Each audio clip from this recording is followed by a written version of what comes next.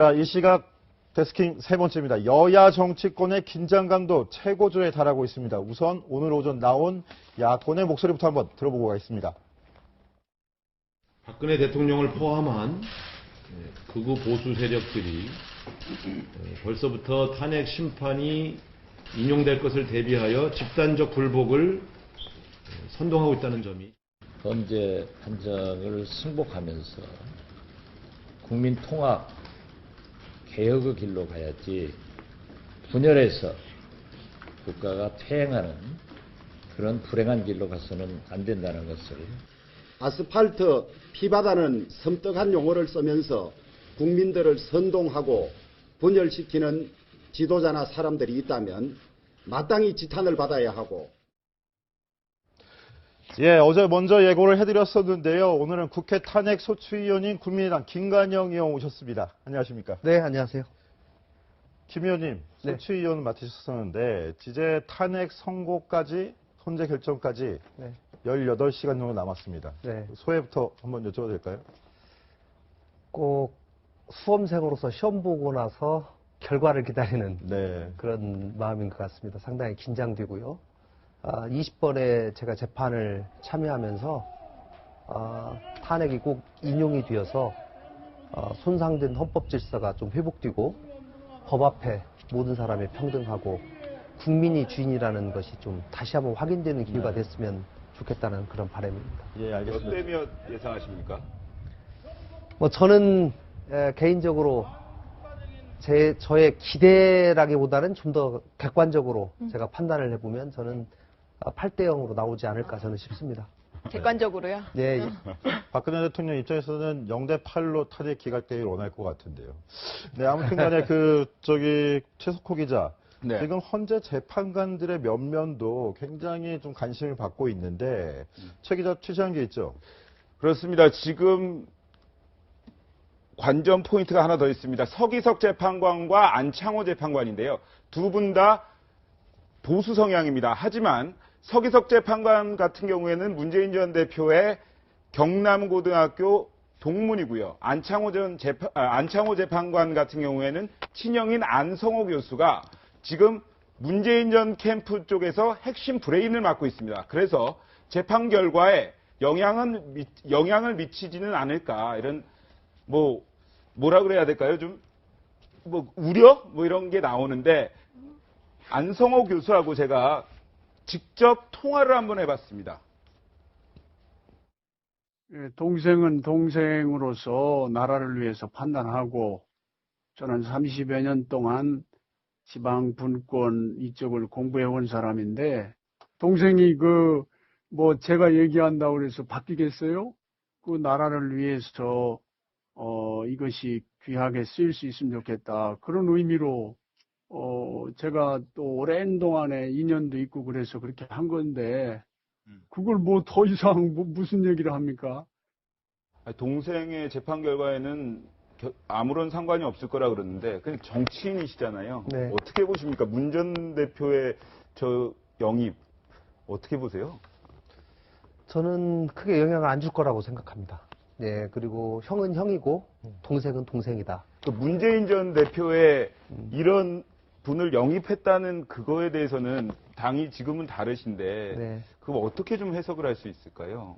예를 들면 문 대표가 탄핵 재판의 가장 핵심적인 사람 중에 한 분인 안창호 재판관의 친형을 영임함으로써 안창호 재판관도 조금 더 유리하게 우리한테 판단할 수 있지 않을까라고 하는 그런 생각을 보통 사람이 혹여라도 할 수 있지 않을까 생각이 할지도 모르겠는데요. 제가 볼 때는 그렇게 영향을 안 줄 거라고 생각합니다. 이 안창호 재판관님이나 서기석 재판관님이나 두 분 다 법조에서 30년 이상을 재판을 하신 분들입니다. 그렇기 때문에 이 두 분들은 기본적으로 헌법재판은 법과 원칙에 의해서 또 이미 재판 과정에서 나타난 증거에 의해서, 그러니까 증언이나 문서에 의해서 판단을 할 뿐이다 라고 하는 생각이고요. 저는 정상적인 법조의 양심을 가지고 판단한다면 이것은 탄핵을 인용할 수밖에 없다. 저는 그렇게 생각하는 겁니다. 저도 의원님하고 생각의 궤를 같이 하는 게 오히려 이런 보도가 나오면 재판관 입장에서 더 의식해서 더 정당하게 판단을 해야겠다고 생각을 하기 때문에 네. 오히려 더 불리하면 불리했지 반대쪽으로 불리하면 불리했지 영향을 미치지 그러진 않을 거라고 생각이 듭니다. 네. 근데 그 부분은 만약에 지금 박근혜 대통령이나 박근혜 대통령의 대리인단 입장에서는 지금 예. 재판관이 9명이 아니라 8명 체제인 것 갖고도 문제를 삼는데 예. 이거 재척 기피 사유가 되어 있는 거 아니냐 이렇게 주장할 수도 있는 부분인 것 같아요. 그리고 어저께 마침 대통령 변호인단 대리인단 중에 한 분이 여기 그 정치데스크에 출연하셨었는데 네. 그 이야기를 먼저 듣고 거기에 대해서 김 의원님께 한번 여쭤보도록 하겠습니다. 네. 100년에 한 번 나올까 말까 한 사건으로서 재판부 구성도 제대로 먼저 해놔야 나중에 말이 없어요. 이거를 9명으로 하게끔 돼 있는 걸 8명으로 해서 서둘러가지고 한 재판관님의 임기에다가 연동시켜서 서둘러가지고 결론이 나면은 그러면 이게 국민이 그걸 가지고 이제 문제를 삼으면은 안 좋다 이 말이에요. 어머니가 돌아가시고 충격을 받으셨는데 또 5년 만에 아버지가 돌아가셨을 때 제가 증인 아닙니까? 그런 위급한 상황에서 우리 어떻게 살지요? 아버지마저 돌아가시면 해야 될 형님께서 아니 휴전선은요 하고 얘기를 하신 그때 우리 형님은 다 검증을 받으신 겁니다. 국가와 민족을 위해서 태어나신 분이라고. 다른 이제 반론을 들으셨어요. 조금은 약간 감정적인 부분도 있었고 법리적인 부분도 있었는데 어떻게 보셨습니까? 네, 감정적인 부분은 저는 박근혜 대통령께서 국가관이 투철하지 않다라고는 저는 생각하지 않습니다. 오랫동안 국가와 나라를 위해서 본인 나름대로의 국가관 분명히 가지고 계신 것은 맞는 것 같지만 어쨌든지 이번 사태를 통해서 본 것은 국민이 위임해준 권력을 국민을 위해서 쓰지 않고 사적 권력, 사욕을 위해서 특히 최순실 씨와 그 일가를 위해서 사용한 것은 명백하게 이미 드러난 것이거든요. 그렇기 때문에 국민들이 그것으로 인해서 대단히 실망하고 또 이제 헌법적 단죄를 지금 앞두고 있기 때문에 그런 말씀을 드리는 것이고요. 아까 그 손범규 대통령 측 대리인께서 말씀하신 8명의 재판관으로 하는 것이 문제가 있지 않느냐라고 하는 것은 그동안 많은 그런 얘기를 했습니다만은 이미 헌법재판소에서 8명으로 이 판결한 사례가 굉장히 많습니다. 그리고 거기에 대해서 9명이 아니기 때문에 문제 있습니다라고 해서 재심까지 했지만 이것은 더 이상 문제가 안 된다라고 하는 이미 확립된 선례가 있기 때문에 그것을 가지고 더 이상 문제 삼는 것은 이제는 바람직하지 않다 이렇게 생각합니다. 저는 조금 전 아까 안창호 재판관의 형의 문재인 캠프 합류에 대해서 잠깐 응답하실 때 제가 궁금한 점이 있었는데요. 네네. 사실 이 심판에 엄청난 관심이 몰려있는 상황에서 네. 사실 그런 정치적 논란은 걷어내고 가는 게 더 낫지 않습니까? 보시기에 오히려 나중에 논란이 될 수 있는 부분인데 그 부분은 사실 캠프에 건의를 하거나 그 국회 측에서 얘기를 할 수도 있는 부분인 것 같은데요. 사실 저는 오늘 그 얘기를 처음 들었습니다. 아, 처음 들으셨어요? 네, 처음 들었는데 그 친형이 문재인 후보의 캠프에 있다는 얘기를 오늘 처음 들었는데 만약에 이런 논란이 있었으면 사실은 조금 캠프에 들어가는 것을 잠시 보류했으면 조금 더 좋았지 않았을까라는 저는 개인적으로 그런 생각을 합니다. 그리고 아까 사유자님께서 재척 사유가 혹시라도 되지 않느냐 이런 말씀하셨는데 재척 사유는 뭔가 조금이라도 찜찜하다라고 해서 재척 사유가 생기는 것은 아니고 네네. 법에 딱 명시가 돼 있습니다. 그렇기 때문에 법에 명시된 재척 사유가 아니라면 이 정도는 충분히 양심에 의해서 판단할 수 있지 않겠는가 이렇게 판단이 되는 것이죠.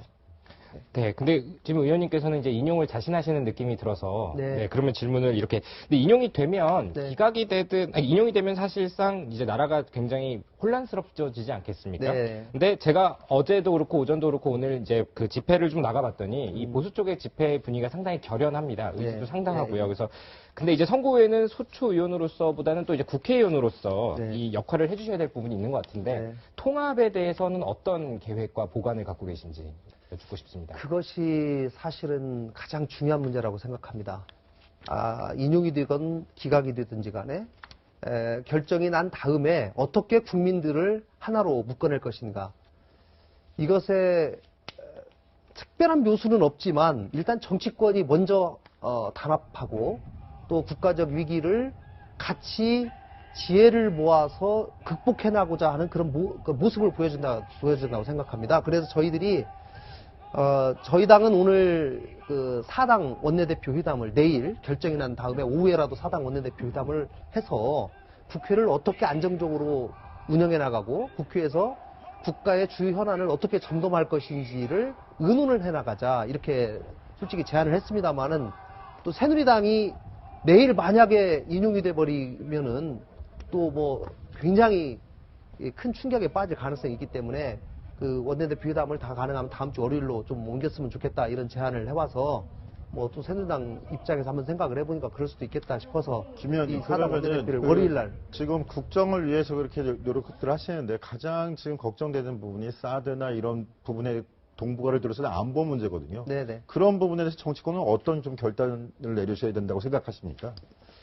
저는 그동안 참 이것이 많이 꼬였습니다. 처음부터 좀 제대로 풀어나가서 올바른 길을 갈 수 있도록 좀 했어야 되는데 서로 양쪽의 평행선을 오랫동안 가서 갈 길이 굉장히 봉합하기가 지금 쉽지 않은 상황으로 이렇게 벌어진 것이 사실입니다. 보수 쪽에서는 그러나 현실을 인정하고 지금은 다 돌아와라 라고 하는 그렇게 또 얘기를 하고 있는 것이고요.